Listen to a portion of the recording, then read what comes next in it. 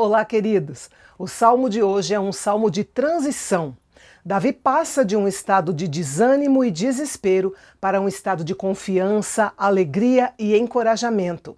É bem possível que este salmo tenha sido escrito durante os anos difíceis que Davi passou fugindo enquanto era perseguido pelo rei Saul. Pela graça de Deus, Davi transformou seu sofrimento em cânticos e os deixou para nos encorajar em nossas tribulações. Neste salmo tão curtinho, Davi trata de seus sentimentos, dos seus adversários e de sua fé. Davi começa o salmo deprimido em três aspectos. Primeiro, em seu relacionamento com Deus. Ele pergunta: até quando, Senhor? Parece que todo filho de Deus já fez essa pergunta em algum momento, porque teve de esperar muito tempo para que Deus fizesse o que precisava ser feito. Esta pergunta é repetida pelo menos 4 vezes. Isso indica um desejo muito intenso de libertação e uma grande angústia de coração. Não é fácil evitar que o desejo se transforme em impaciência e acabemos cedendo a um espírito murmurador. O interessante é que sempre que nós olhamos para os salmos de Davi, podemos nos ver em um lugar ou outro. A dor no coração de Davi veio da sensação de que Deus o havia esquecido e que estava se distanciando dele. Sem dúvida, Davi enfrentou circunstâncias piores, mas as enfrentou com mais coragem quando sentiu a presença de Deus com ele.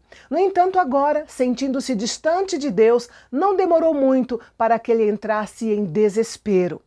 É claro que Deus não havia esquecido de Davi. Esse era um sentimento dele. E quando nós temos sentimentos assim tão fortes, esses sentimentos criam a própria realidade. Em certo sentido, isso era verdade para Davi, mas era a verdade de acordo com os sentimentos dele e não de acordo com a realidade. Em segundo lugar, Davi estava deprimido dentro de si mesmo. Não é de se admirar que Davi tenha ficado desanimado. Relutando em sua própria alma todos os dias, acabou levando a tristeza em seu coração. Quando nós estamos desanimados e deprimidos, a resposta não está em olhar para dentro de nós, mas sim olharmos para o Senhor. Quanto mais pensamos sobre os problemas, mais deprimidos nós ficamos. Mas quando oramos sobre os problemas, surge uma gloriosa sensação de libertação e de paz. E em terceiro lugar, Davi estava deprimido no que diz respeito aos seus inimigos. Ele pergunta: até quando meu inimigo será exaltado sobre mim? Davi não queria ser atacado por seus inimigos, e este não era um desejo puramente egoísta. Davi sabia que era um homem de Deus, com um chamado especial para liderar o povo de Deus. Nesse sentido, os inimigos não eram apenas de Davi, mas também eram inimigos do Senhor e do povo de Israel. Davi continuou a clamar por seu relacionamento com Deus e fez muito bem em continuar a clamar, porque Deus é honrado quando clamamos a Ele de forma insistente. No versículo 3, Davi faz 3 pedidos ao Senhor. O primeiro foi: olha para mim. Uma súplica para que o Senhor voltasse sua face para ele novamente. O segundo pedido foi: responde-me. Uma súplica para que o Senhor lhe enviasse algum tipo de encorajamento.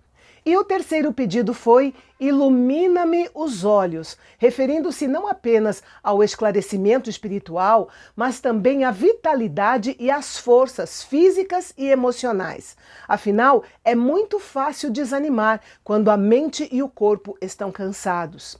O apóstolo Paulo sabia da importância de termos os olhos iluminados, por isso ele orou pelos cristãos de Éfeso para que tivessem os olhos do entendimento iluminados pelo Senhor. Se não formos iluminados por Deus, certamente dormiremos o sono espiritual que leva à morte espiritual. Davi sabia que ele era um homem escolhido por Deus e que se ele fracassasse, o nome de Deus seria ridicularizado e o povo da terra pensaria que Deus não era capaz de cumprir suas promessas.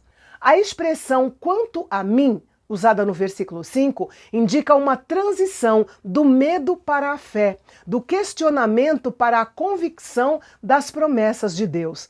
Ainda que os inimigos se regozijem em sua falsa segurança, Davi exultará no Senhor seu Deus.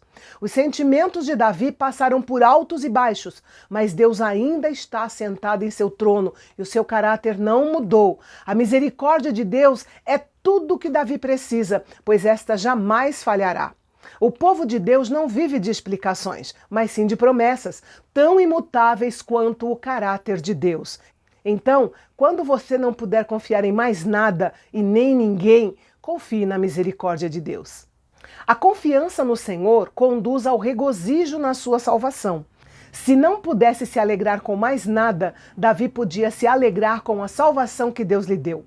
Esta é uma base sólida para qualquer cristão. Ao pensar nisso, Davi teve bons motivos para se alegrar e cantar, porque Deus tinha sido bom para com ele. Davi declara que Deus, em sua graça, tem tratado o seu povo com generosidade. Note que as circunstâncias de Davi não mudaram, mas Deus o transformou quando ele parou de supervalorizar os seus sentimentos e os seus adversários e, pela fé, fixou o olhar no Senhor. Veja que transição! No início do salmo, Davi ficou impressionado com seus sentimentos e acreditou que Deus o havia esquecido e estava se escondendo dele.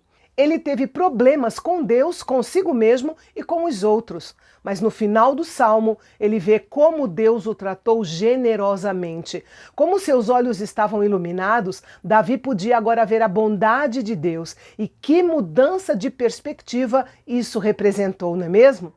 Que Deus ilumine os nossos olhos. Precisamos perceber que nossos sentimentos não nos dão informações completas e precisas, mas se clamarmos ao Senhor, Ele iluminará os nossos olhos e nos levará de um lugar de desespero para um lugar de confiança, alegria e paz, como fez com o seu servo Davi. E no salmo de amanhã vamos falar sobre o Nabal, uma pessoa bruta, semelhante a um animal teimoso, que não acredita na existência de Deus.